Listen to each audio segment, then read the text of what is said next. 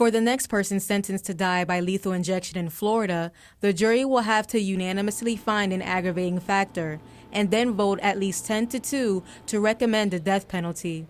That's a compromise position between the House and the Senate, which had originally wanted a 12-0 vote.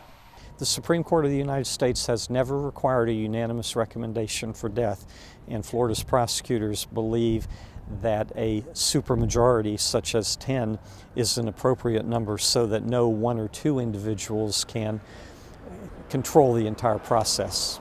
Prosecutors say it may take a serial killer like Danny Rolling for a jury to vote 12-0 for the death penalty. In nearly 300 death sentences since 2000, only 20% of the time was the jury unanimous.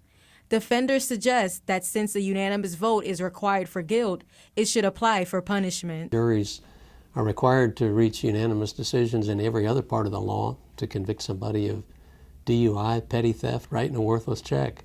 It just seems to make sense that a unanimous jury ought to be required to recommend that somebody gets the ultimate penalty. If the Florida Senate passes this legislation, in courtrooms like this one, 10 jurors would have to come to an agreement to impose the death penalty. Florida is one of 3 states that do not require unanimous death penalty recommendations, but it's the only one where the vote could have been a simple majority. And I don't really care how they do it in the rest of the world. I don't really care about the academic argument. I don't really care about the statistics. I care about getting it right. Valaire Thomas, WUFT News.